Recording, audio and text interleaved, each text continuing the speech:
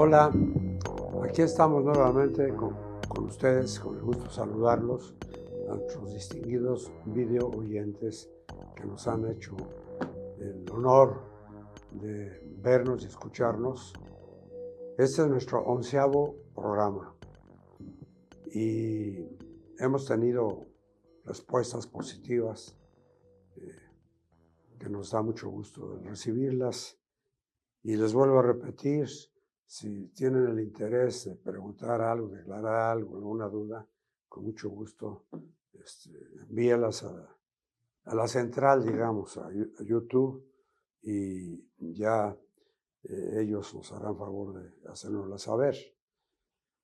Bueno, pues si vamos a empezar este programa hoy, repito, es el 11º, que esperamos sean varios, con la historia prohibida de la humanidad, con el capítulo de la Atlántida. Vamos a ir por partes. Bueno, empezamos hoy con el mundo en la primera era. Según la tradición esotérica, no fue solo el hombre, sino también la naturaleza del medio terrestre en el que vivía. Lo que cambió a lo largo de las diferentes eras del mundo es en obediencia a la ley cósmica, o sea, el plan divino que hemos hablado ya de él. Eso lo afirma Blavatsky, aquella escritora ocultista y teósofa rusa, que la hemos mencionado varias veces, que la faz de la Tierra debe cambiar y una raza raíz debe ser destruida para dar lugar a otra. Tal es el destino de cada continente, que como todo lo que hay bajo el sol, nace, vive, se vuelve decrépito y muere. Aquí cabe recordarles, ahora tenemos aquí la figura de Cromañón, que es el hombre, me adelanté, perdónenme, el Neandertal, que fue más primitivo. Es una figura que lo representa. Y después vino el Cromañón, que ya más avanzado, aquí ya tiene una lanza, ya habían descubierto herramientas y armas con que cazar. Aquí podemos ver un cuchillo, ¿sí?, que los hacían de obsidiana y de materiales que, pues, se supone son de piedra, de material rocoso. Bueno, entonces, después de esta era, pues ya vino el humano, y aquí cabe recordarles algo, quedé pendiente de decirles el nombre de quién creó al ser humano, y el cual fue evolucionando. Pero fueron los Anunnakis, como decía la vez pasada, los que iniciaron por medio de ingeniería genética a la primer pareja, después de hacer una serie de pruebas, a la primer pareja terrícola inteligente, ¿verdad? Bueno, pues esa doctora, esa ingeniera, tuvo dos nombres. Primero le llamaban la dama elevada o enfermera, pero su nombre fue Ninmah, Ninmah, Ninmah. También en otro momento le llamaron la señora de la cima de la montaña, y su nombre era Ninharsag, Ninharsag, Nirshag. Ella era hija del rey Anu y media hermana de Lord Enki, que fue el encargado por su padre de este movimiento de la extracción del oro, y también lo acompañó su hermano Enlil, Enlil. Era un hermanastro, ¿sí? Así como la doctora esta Ninma, la ingeniera, los tres eran medios hermanos, ¿sí? Esa es la realidad. Y de ahí vino la dinastía de todos ellos hasta los tiempos presentes. Esto es importante porque esta mujer, esta ingeniera sabia, hizo el trabajo que expliqué la vez pasada, que llevó tiempo.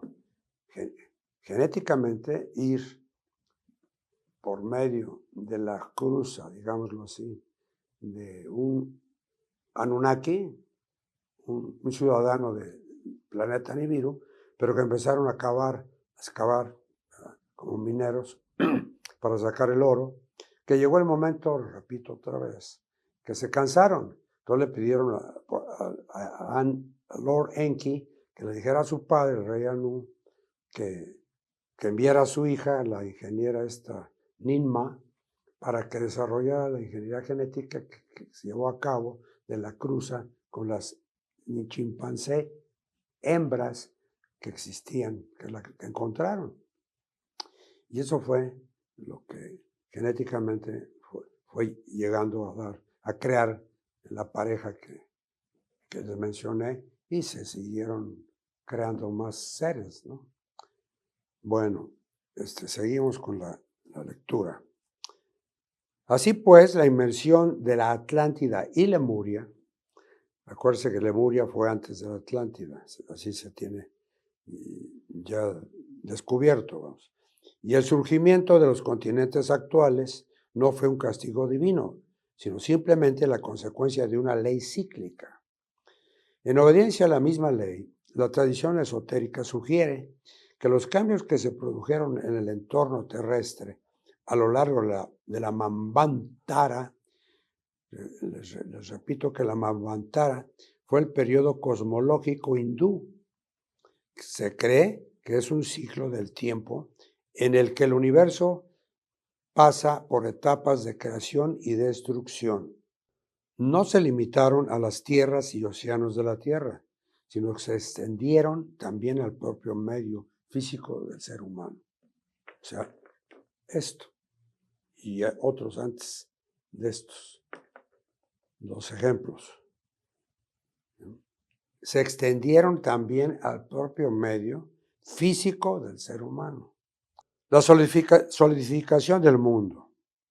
El esoterista francés René Guénon, que lo hemos mencionado varias veces, analiza los sutiles cambios físicos y psicológicos que pueden afectar a la percepción que el hombre tiene de la realidad y del propio medio físico a lo largo de la Manvantara, la filosofía hindú. Según Guénon, el mundo se está acercando ahora a una etapa de materialización extrema o solidificación correspondiente a las profundidades bajas del Kali Yuga. El Kali Yuga es un ciclo de 1296 años, que es una era de riña e hipocresía. Es esta caída en la materia la que impide efectivamente a la humanidad moderna cualquier forma de comunicación con realidades superiores y más espirituales. Materia, espíritu, ya lo hemos hablado. Tal como era posible todavía en épocas anteriores, cuando ciertos sentidos y formas de percepción aún no se habían atrofiado hasta el punto en que lo están hoy. Aquí cabe una reflexión, recordar a Oswald Spengler, el historiador alemán. ¿Qué dijo él? En 1917, recuerden, que publicó su libro que se llama La decadencia de Occidente. Y como si fuera profeta, en una columna describió el por qué los griegos, la cultura griega terminó, Empezó la romana con muchos ingredientes de la griega y fue cayendo hasta que cayó. Y del lado derecho, una supuesta columna, que es la decadencia de Occidente, ya expliqué, Occidente, o sea, el poniente, que es América, ¿no? Todo el continente americano. Pero a pasar de un año, después de un año, ya podemos decir que se refería, o se imaginó, estaba viviendo la Primera Guerra Mundial, entonces imaginó que la decadencia le iba a sufrir y a convivir, compartir con el resto de América, o sea, nosotros, México y todo el sur. Esa es una realidad. Y no fue profeta, simplemente analizó al ser humano en su conducta, ya lo he dicho, pensamiento, religión y arte, y en esos tres elementos del ser humano, dijo, pues si estos hicieron esto, de este lado va a ser lo mismo, como ha sido. Entonces, pues, una referencia más a don Oswald Spengler. Al entrar el mundo en un nuevo y más denso estado de vibración, que es energía, el propio medio físico se transforma. Muchas sustancias espirituales que eran comunes en épocas anteriores deben de desaparecer cuando su existencia ya no es compatible con las condiciones reinantes. Tal ha sido el destino, según Guanón, de muchas de las reliquias del pasado más antiguo de la humanidad, que ahora no son más que un nombre, quedó en el pasado. Con el misterioso metal de Platón llamado oricalco, O-R-I-C-A-L-C-O, oricalco. Oricalco era un metal legendario mencionado en la antigüedad que se consideraba el segundo metal más preciado después del oro. Se le mencionaba en escritos griegos como los de Platón sobre la Atlántida y se le atribuían propiedades como el que era maleable, resistente y brillante, el famoso metal oricalco. También se ha sugerido que las condiciones ambientales y quizás incluso las leyes físicas en las que se basa nuestra existencia eran de alguna manera diferentes en la antigüedad. La atmósfera era mucho más densa, o sea, compacta, y el agua era más fluida. Yo le agrego más limpia. Un hecho, observó Steiner, que fue un esoterista y filósofo austriaco, dijo, es inexplicable para la física y la química de nuestro tiempo lo mencionado anteriormente. Debido a estos cambios, será imposible y de hecho inútil intentar reproducir los mismos efectos que se podrían lograr en épocas anteriores con la aplicación más simple de la llamada fuerza vital. Yo lo quisiera, si me permiten, respetando cualquier opinión, que se refiere a la energía. La energía, como todas las cosas, tiene arriba, abajo, derecha, izquierda, blanco, negro, o sea, dos. Entonces, la energía proviene del exterior y emana del planeta Tierra, la llamada Madre Tierra, o Dios Madre, Dios Padre, Dios Madre. Hay interpretaciones, pero son dos. Y la energía, el ser humano la recibe por la glándula pineal y por los pies, por la energía que la Tierra emana. Entonces, eso, según mi opinión, se refiere. La fuerza vital. Todas estas cosas, comentó Guanón, son completamente ignoradas por nuestros científicos, porque todos sus estudios o investigaciones, al ser realizados desde un punto de vista a la vez falso y restringido, no pueden con toda seguridad resultar en nada más que la negación de todo. Esto es muy común. Muchos de ustedes, damas o caballeros que nos escuchan, en su vida han leído diferentes libros y se dan cuenta que si un geólogo o un astrólogo o un X profesión de todo este tema dicen que no es cierto y le obstaculizan su labor Y ha sido eso lo vivió Sitchin, el autor de Zecharia Sitchin, lo hemos mencionado, autor de las Crónicas de la Tierra y autor del libro de Enki. Es el libro perdido de Enki, ¿sí? El autor es Zecharia Sitchin y él es el que, basado en hechos, en las tablas sumerias que él descubrió y leyó porque era especialista en lenguas muertas, y con otras tablas que ya lo expliqué otra vez, pero vale la pena recordarlo.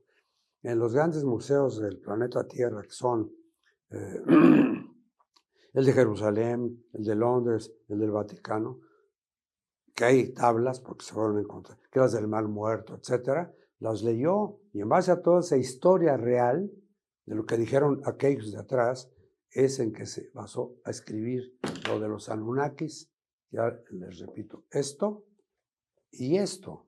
Este en especial se dedicó a Enki, ¿sí? Lord Enki, que acabo de mencionar. Y aquí pues está más explicado en este libro todo lo relacionado a Nibiru, y aquí dice que incluye escritos publicados anteriormente y donde viene todo ese alegato de los que no creen, porque pues, ¿cómo vas a ver más del que yo, no? Así. Y eso es una lucha. Esa es una de las cosas que ha fastidiado mucho al planeta. La envidia, pues va desde falta de respeto, entra la envidia y agrego la ambición. Cada quien quiere ser el único. En vez de aceptar humildemente, a ver, compañero geólogo, vamos a comparar nuestros descubrimientos y vamos a llegar a la verdad, que es lo que estamos tratando, ¿no? ¿Cuál fue el origen de la humanidad? A todos nos interesa saber, aparte de nuestro padre y madre, quién viene atrás, quién vino antes. ¿Sí? Y la única explicación que hay hasta ahorita material es el ADN. Pero a nivel espiritual hay muchas cosas, ¿eh? Hay gentes que tienen el llamado el don, y que son personas que reciben comunicación, que son los llamados, ¿cómo les llaman? Bueno, que tienen el don de recibir mensajes y analizan. Eso es lo espiritual. La negación de todo. Bueno, lo que no está comprendido en su punto de vista, lo que acabo de decir. Los hombres ciegos seguramente tendrían razones igualmente sólidas para negar la existencia de la luz y luego usar eso como un pretexto para jactarse de su superioridad sobre los hombres normales. Porque este cerebro que tenemos todos tiene muchos problemas.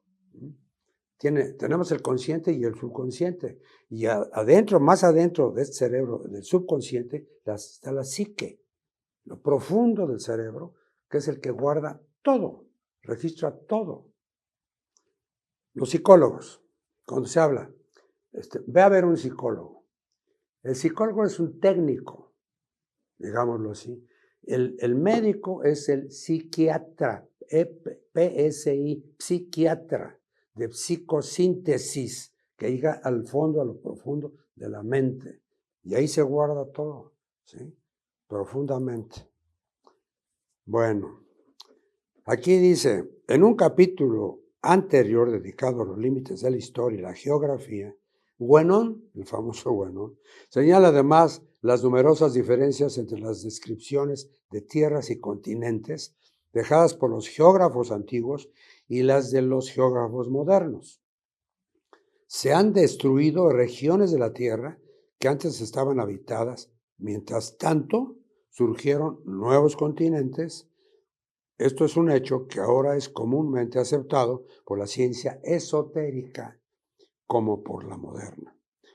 La esotérica, acuérdense que les he platicado, que es aquello que existe o existió, pero que no está ni estuvo comprobado. científicamente. El esoterismo eso es, tanto en lo material como en lo espiritual. Bueno, seguimos con otro de los temas, capítulos o lecturas. Los continentes perdidos. Aquí se está poniendo ya más interesante el tema. La tradición esotérica, otra vez, habla de al menos 3 grandes continentes que se hundieron en la remota antigüedad, a los que da los nombres de Hiperbórea, Lemuria o Mu y la Atlántida. ¿Esto qué nos dice? Casi no se habla de la Hiperbórea. Se llegó a hablar y se habla de la Lemuria, pero se dice que esas épocas o razas, continentes también, fueron más capaces, más ricos en tecnología que los que llegaron a la Atlántida. Pero así como ¿cómo se dice? Lo que le hereda un padre a un hijo, que viene en el ADN, pero viene enriquecido, porque cada generación, por los conocimientos, descubrimientos, etcétera, va captando más conocimiento. Entonces le hereda al hijo o hija, pues, lo que captó, ¿verdad? Y luego así, cada generación ha sido así. Entonces, es creíble esto. Primero fue Hiperbórea, luego Lemuria o Mu y luego la Atlántida. Ahora se reconoce abiertamente que los niveles de mar, eso es muy interesante y cierto, que los niveles de mar en el pico de la última edad de hielo podían haber sido hasta 125 metros, equivalente a 410 pies, más bajos en nivel, ¿sí? En la época del último máximo glaciar, hace unos 21,000 años, las islas británicas, que formaban una masa continental continua con el norte de Francia, aquí abajo, y la Europa continental, que eran un bloque, mientras que en el lugar donde hoy se encuentra el estrecho de Bering, acá por el lado oriental, existía un vasto puente de tierra entre Siberia y Alaska. Bueno, aquí está muy interesante esto. ¿Qué nos dice primero? Pues que estaban juntas Inglaterra, la Gran Bretaña, con la parte de Europa que hoy conocemos, España, Francia, etc. Entonces estaban juntos, pero se separaron. Que si fue en la era de la Hiperbórea o la Lemuria, no sé, porque para la Atlántida hay otros conceptos. Lo de Siberia y Alaska es muy interesante porque ya hemos dicho, me parece, en otra plática, que era un puente. Y según lo que su servidor ha leído y lo creo, eran 12 tribus de Israel. Y una de ellas, la de los macabeos, fue la que cruzó. Estamos hablando de miles de años. Cruzó ese puente y es la que llegó a América, continente americano. ¿Sí? Esto fue después de que desapareció la Atlántida. Ya estaban hechos o formados América, continente, y la parte oeste, occidental, que era Rusia, la Gran Rusia, Europa, los países escandinavos, etcétera, ¿no? A eso se refiere. Y eso de los macabeos, pues ahí estudienle. Tienen 12 opciones, la que quieran. Pero yo por lo que he leído, creo que fueron los macabeos, los de donde descendemos. Y por si fuera poco, recuerden que en el siglo, ¿cuál fue? Cuando los árabes invadieron 800 años España, la península ibérica, y que ellos le dieron chance a sus medios hermanos, fueron más nobles los árabes. Y se lo digo a quien guste que lo platiquemos. Al entrar los árabes, los árabes permitir que entren sus medios hermanos a la península ibérica, 800 años, imaginen lo que pasó, la mezcla que hubo. Entonces de ahí me permito deducir esto. Los conquistadores españoles ya traían X porcentaje en su ADN de esa sangre. Llegan a América, se mezclan con nuestras culturas, con nuestras indias, mujeres indias, y viene la mezcla de esta raza mexicana.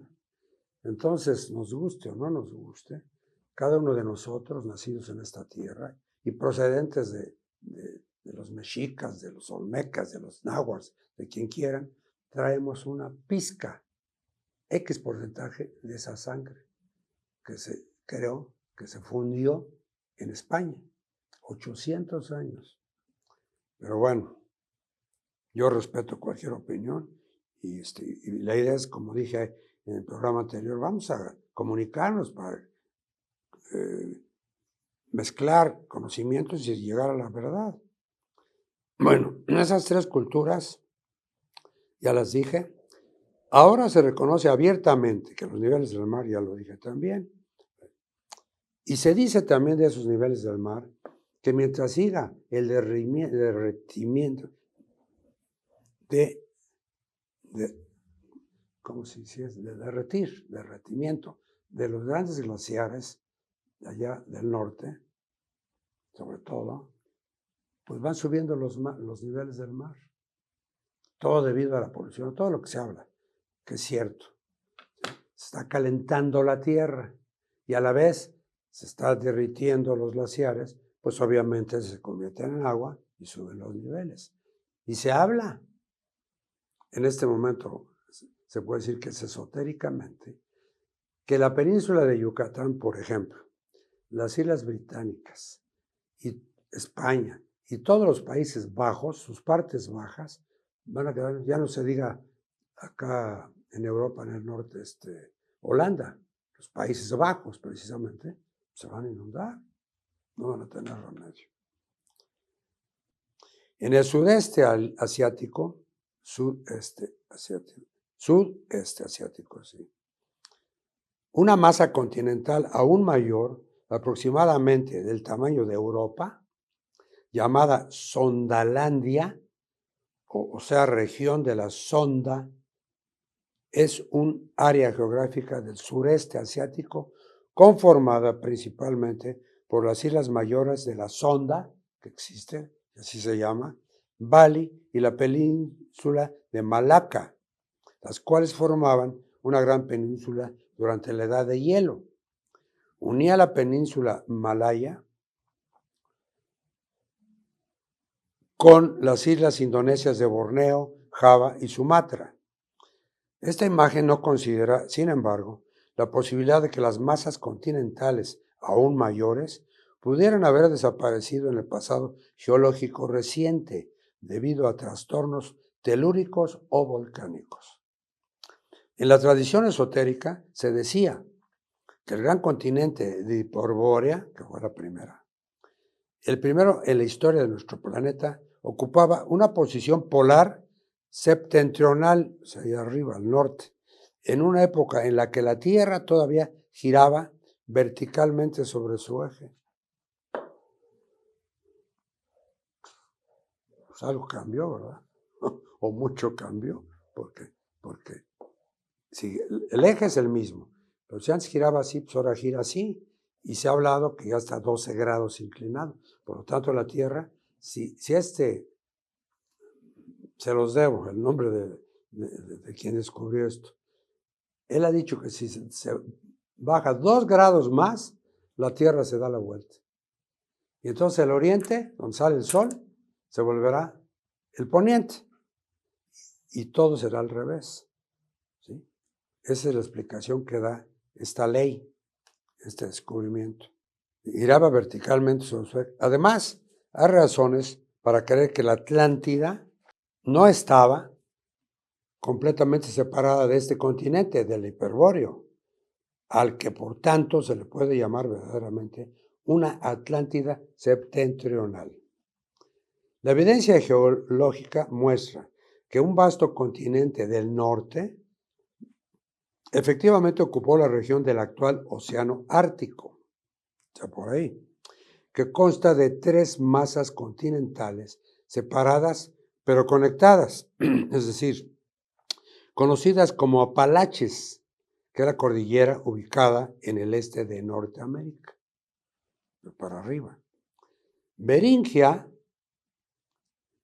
o se le puede llamar Bering, fue un puente de tierra, que acabamos de decir, o amplio territorio que abarcaba el extremo oriental de Siberia al oeste de Alaska. Pues aquí está Siberia, aquí está Alaska, pues al oeste está Siberia.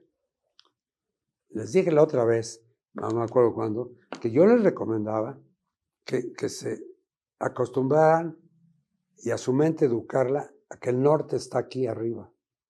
Les va a servir de mucho, créanmelo. A mí me ha servido. Y me vino natural, o quizá alguien me lo enseñó de joven, de niño, no sé. Pero yo les recomiendo, metan en su mente norte, sur, oriente, poniente, este, oeste, como quieran. Y van a ver que entienden mejor el concepto del universo. Les va a ayudar. Bueno, extremo oriental de Siberia, o sea, al oeste de Alaska. Y Fennoscandia, con doble N, Fennoscandia, que es la península compuesta por el conjunto de penínsulas escandinavas que están. La península de Kola, Karela, ahora se llama así, se sumergió esta gran masa de tierra del norte, pero hay indicios claros de que un puente de tierra continuó todavía. Unía Groenlandia con el noroeste de Europa hasta el final de la última edad de hielo. Aquí cabe decir que cuando dice se dividió, esa división que hubo acá en el noroeste, arriba de Europa, pues son ahora Suecia, Finlandia, Noruega y Rusia. 1, 2, 3, y Rusia, ¿sí? O la parte oeste de Rusia, porque Rusia es muy vasto, es pues el país, haya sido llamado la URSS y ahora Unión Soviética, es el continente más grande, el país más grande que hay en extensión. Esta especie de península alargada probablemente fue la columna vertebral montañosa de la Atlántida de Platón y existió como una única masa continental continua, al menos hasta el primer periodo Atlante, cuando se dividió en varias islas de distintos tamaños y extensiones. Probablemente existió otra gran masa continental en el Atlántico Sur,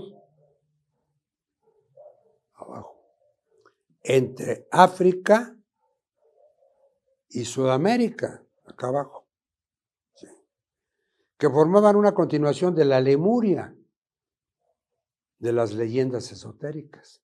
Fíjense nomás, pues quién sabe cómo estaba Lemuria, porque yo no he encontrado así, como hemos hablado de Atlántida, pues yo no he encontrado ni de qué tamaño, más que este dato que está dando, que estaba acá al sur del continente americano y África.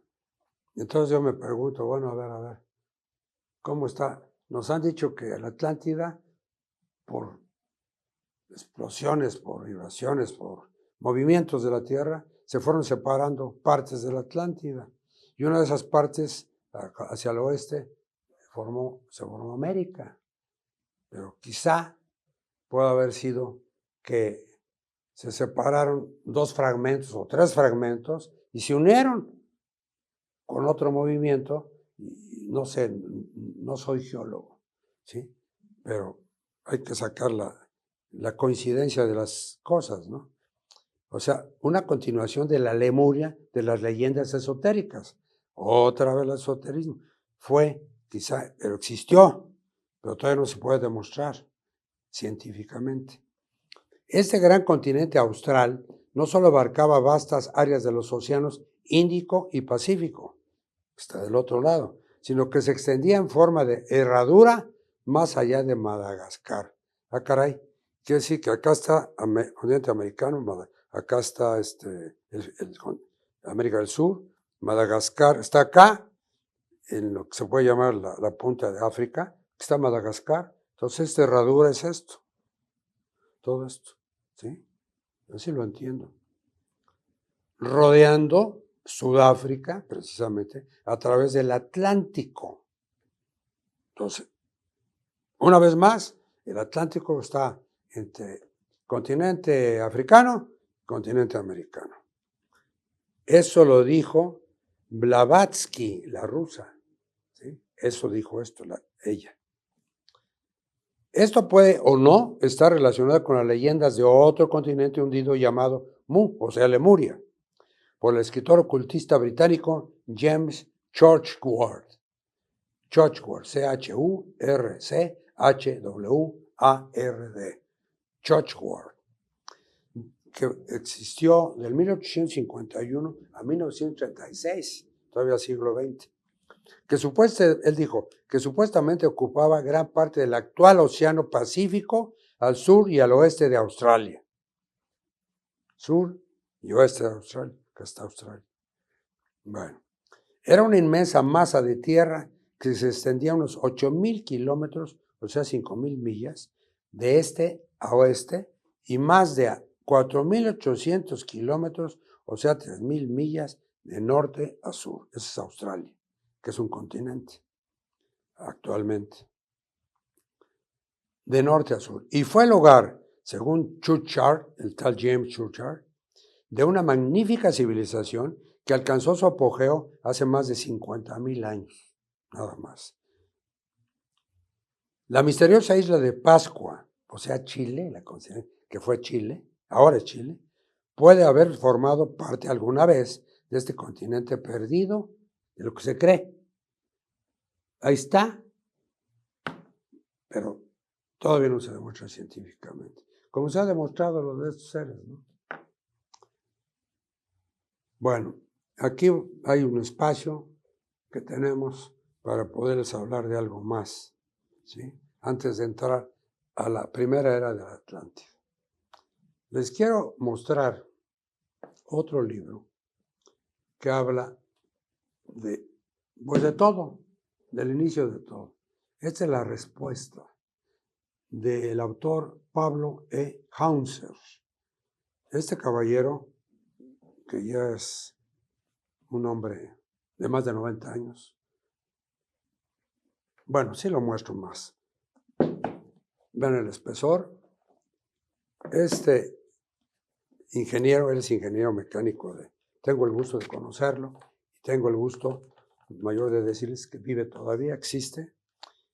Este hombre fue llevado, esto no es esotérico, es real, lo llevó los hermanos mayores, que a él le pidieron que les llamáramos los terrícolas hermanos mayores, que si somos humildes y tenemos un sentido, nuestra mente está abierta, debemos de comprender por qué. Claro, son superiores, bajan y vienen y van y vienen en sus naves, y está comprobadísimo, y en breve tenemos entendido que se van a presentar.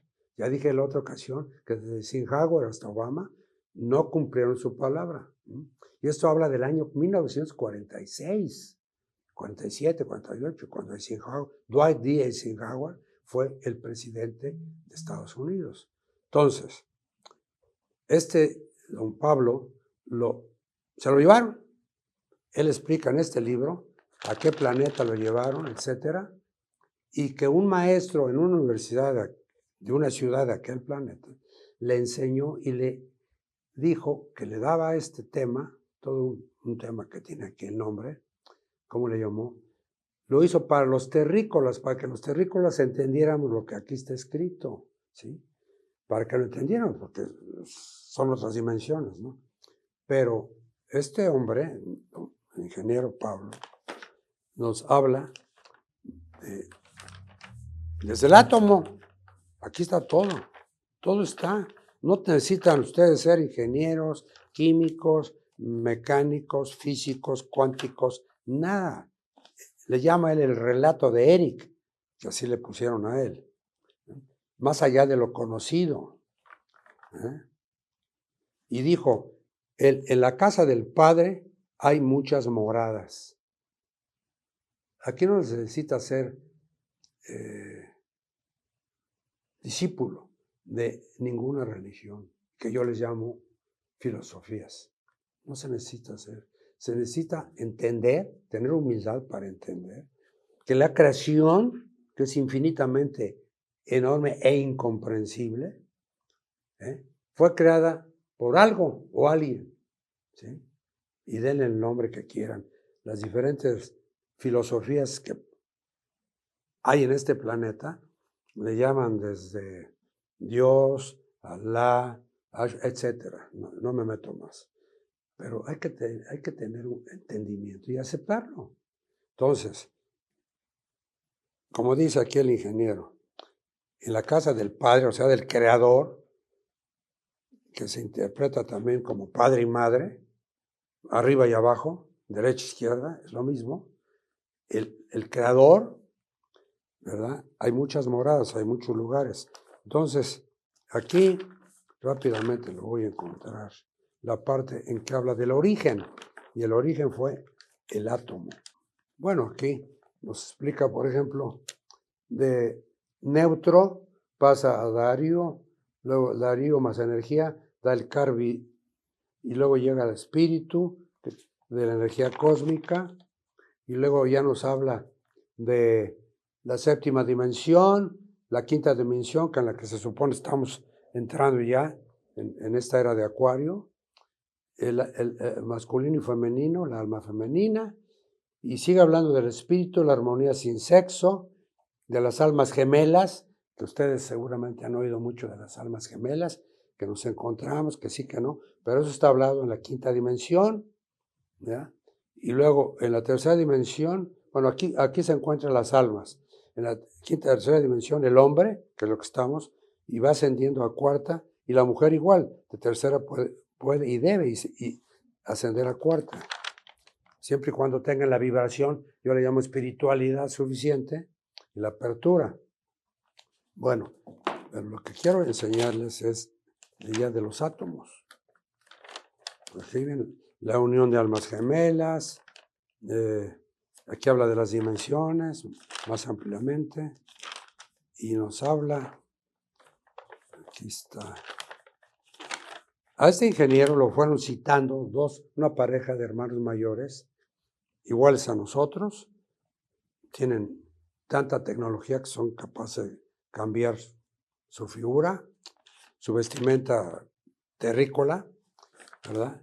Y entonces le empiezan a visitar, ya lo habían estudiado, lo habían escogido a él y lo llevan en una nave, se lo llevaron, y esto no es ciencia ficción, porque hay muchos elementos como está aquí, cómo lo estuvieron estudiando allá, en la universidad donde llegó, es parte de la ilustración del cohete, corte del interior, nave chica con elevador, etcétera. Es mucho que leer antes. Yo quiero llegar al átomo. Las medidas del universo, es increíble, pero cierto.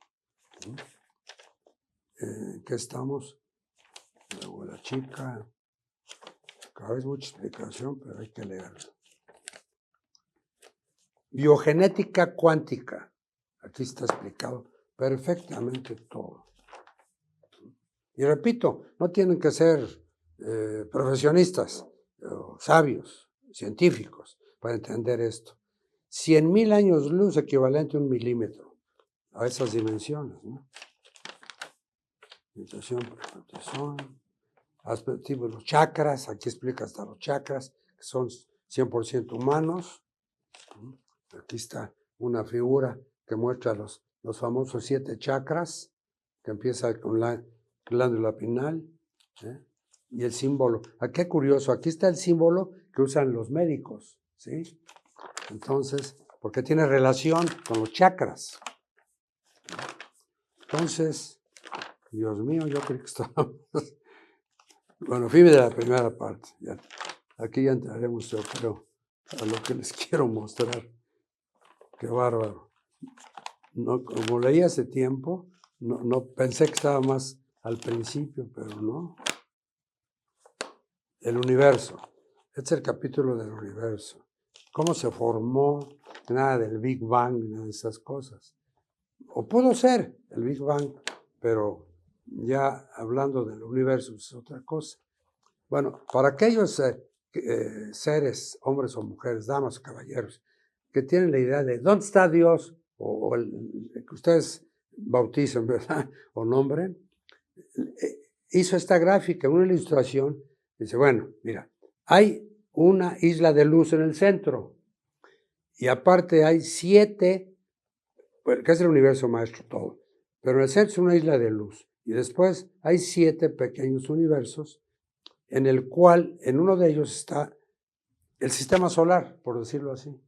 Y el sistema solar sabemos que está dentro de las Pléyades, ¿sí? Pero habla de universo local, constelación galáctica, galaxia, la Vía Láctea, estrella, planeta evolucionario, etc. Y sigue con eso. Mete la Osa Menor, Leo, etc. Todos los que les guste la astrología, aquí tienen de lleno para entender y leer. Bueno. Luego ya empezamos un poquito con lo que es el universo y lo que son las órbitas de esferas. Habla de 245 millones a 35 millones, total 1,000 millones. Y aquí habla de la isla de la luz, que atrás les dije que es donde está pues el Señor, el Creador. Pero fue una explicación para que entendiéramos mejor cómo es esta situación de la creación, que va más atrás de lo que estos científicos nos han hecho ahora. Bueno, aquí ya viene en la parte material el espermatozoide con el óvulo, llega al óvulo fecundado en equilibrio eléctrico, el cromosoma masculino, el cromosoma femenino, llegamos a la plasma eléctrica, campo magnético protector, que contiene 60 cuantas genéticos. Al que le interese esto de la genética, pues aquí tiene muchísimo material para entender los misterios de la creación. ¿Sí? Pues caray, yo no encuentro lo del átomo. Bueno, yo creo que les voy a dejar para la próxima plática lo del átomo para que lo entiendan. Pero aquí, si buscan en Google, pueden buscar la respuesta del ingeniero Pablo E. Hauser. Bueno, seguimos, si no, se nos va el tiempo. Bueno, la Atlántida en la primera era viene del griego teo, Dios, y de Sofía, sabiduría, la teosofía. Entonces, pues estos señores hablan de Dios, como pueden hablar, como dije, del nombre que le quieran ustedes. Según la teosofía, que es lo llamaban religión, en menos de 3 grandes cataclismos, al menos 3 grandes cataclismos, cambió drásticamente la faz del planeta, causando la desaparición de algunos de los viejos continentes y el surgimiento de otros nuevos, mientras que para la señora rusa Blavatsky, Hiperbórea fue el primero de los continentes prehistóricos en los que apareció la humanidad y para el filósofo italiano Evola llegó después de Lemuria. O sea que dice, no, primero fue Lemuria y luego, bueno, ya les expliqué hace rato, fue Hiperbórea, Lemuria, Atlántida. La Atlántida, originalmente una extensión meridional de la masa terrestre hiperbórea, fue el último de los continentes prehistóricos en desaparecer. El testimonio de la tradición esotérica. Bueno, este testimonio es en su historia de la Atlántida y la Lemuria perdida, el autor teósofo británico W. Scott Elliot habló de 3 grandes cataclismos que a su vez fueron responsables de la destrucción de Lemuria y el hundimiento de la Atlántida a lo largo de un periodo de unos 800,000 años, de la una a la otra. Las fechas de estos cataclismos se pueden fijar sobre la base de cronologías antiguas en 492,000 años antes de Cristo, a 35,335 antes de Cristo y 10,961 antes de Cristo. Este señor Scott Elliot consideró que el continente de la Atlántida ocupaba todo el arco de la cordillera mesoatlántica. Esto nos da a entender que en el océano Atlántico está allá abajo una cordillera sumergida. Desde el punto unos pocos grados al este de Islandia hasta la costa oriental de Sudáfrica. Ah, caray, pues era muy grande, ¿verdad? Ahí está dicho un poco atrás. El primer cataclismo provocó la fragmentación inicial de la Atlántida. La convirtió en dos grandes masas continentales, al norte y al sur, a las que este señor Elliot dio los nombres de Ruta y Daitía. D-A-I-T-Y-A, Daitía. El segundo cataclismo que siguió a la caída fue en sí mismo una consecuencia directa de ella, provocó fragmentación de Daita y de Ruta, y solo quedó la relativamente pequeña isla de Poseidonis, que lo nombra en la fábula de Platón, cuya inmersión final fue en 9,564 a.C., en la que tradicionalmente se conoce como el hundimiento de la Atlántida de Platón. Los acontecimientos de los dos últimos cataclismos dejaron al continente terriblemente desgarrado, según Scott Elliot escribió. Las marejadas, que hoy le llamamos tsunamis, eran de unas marejadas inmensamente grandes, arrasaron grandes extensiones de tierra, fíjense nada más, llegó, y las convirtieron en pantanos desolados. Me viene a la mente ahorita que un ejemplo de esto es en la costa sur de Francia, ya en el mar Mediterráneo, está un lugar que se llama, no me acuerdo, pero ahí llegó María, madre de Esther, junto con María Magdalena, llegaron ahí, se llama San María del Mar. Entonces, al sur de esta segunda gran ciudad de Francia, que es ay Dios mío, está París, Marsella. Al sur de Marsella está este lugar, son la gran pantano de Francia. Tiene su nombre, pero no me acuerdo ahorita. Entonces, se me vino a la mente ahorita que es podría ser el último ejemplo físico, lo pueden ir a ver, de esto que está diciendo Elliot. Las marejadas arrasaron grandes extensiones de tierra y las convirtieron en pantanos desolados. Y provincias enteras quedaron estériles y permanecieron durante generaciones en una condición inculta y desértica. Los refugiados huyeron a otras tierras, en particular a Egipto y Sudamérica. Y ahí encontramos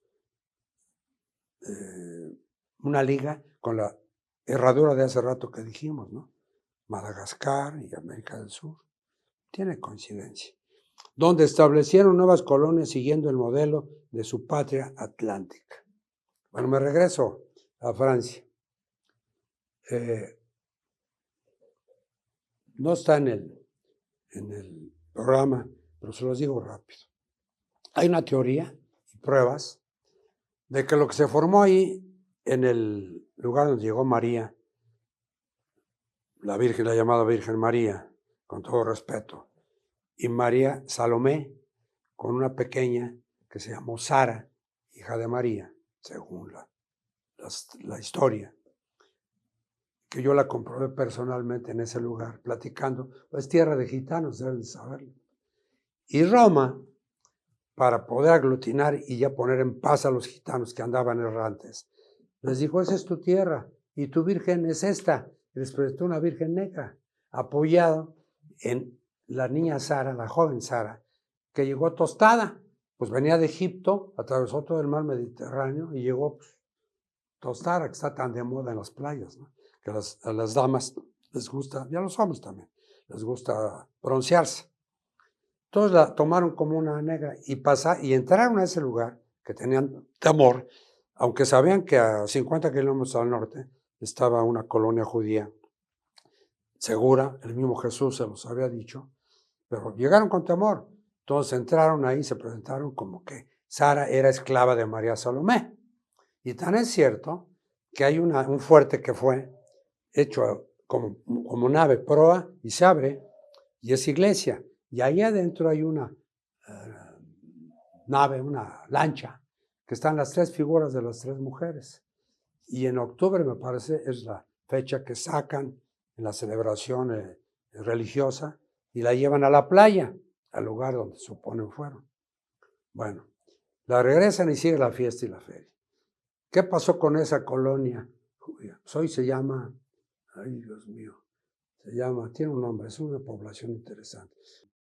No hay ferrocarril, es pantanoso, una gran área. Entonces solamente cimentaron, hicieron lo adecuado para construir una carretera de 2 carriles. Entonces, quieren ir aquí, tienen que llegar acá a la población, y ahorita se me fue el nombre, rentar un automóvil y bajar en automóvil acá, y creo que hay camiones. Bueno, esta tierra es la tierra de los, los errantes. Disculpen, se me fue la palabra. Bueno, esa Virgen Negra, los gitanos.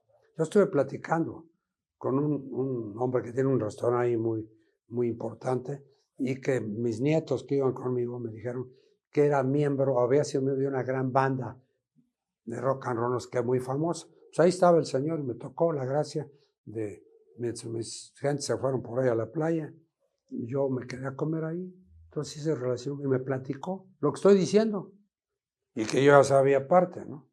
Y me confirmó esto. Y la Virgen Negra, ahí está. Esa Virgen Negra, hagan de cuenta que está el Mediterráneo. Esta es la orilla de Francia. Pues esa Virgen Negra cruzó los Pirineos, que es la frontera con España, y resulta que los catalanes tienen a su Virgen Negra, que es la Virgen de Montserrat, y tiene un santuario en las alturas de la sierra. Qué curioso, ¿no? Y sigue su viaje al sur, entra a España, ya está en España, en Cataluña, y sigue su viaje y llega allá a Extremadura. Y allá en Extremadura hay una Virgen Negra, y para su conocimiento, con todo el respeto, repito, pero ahí está. Eso no es esotérico. Fue, pero es. Ahí está. Una Virgen Negra y se llama Guadalupe. De ahí salieron los conquistadores de esa región de Extremadura para venir a América. Entonces, todo esto es interesante que lo estudien, lo investiguen y vayan. Cada programa creo que digo lo mismo. Estudien, analicen y vayan. Toquen, sientan y van a ver que van a ser, si van con este pensamiento y este deseo, van a sentir la energía que esos lugares les dan. Bueno, por hoy, muchas gracias por su atención, disculpen los olvidos, pero cada vez trato de traerles más elementos físicos, reales, que dejan la esoteria y entran en la historia de la humanidad, la historia oculta. Muchas gracias por hoy, hasta la próxima.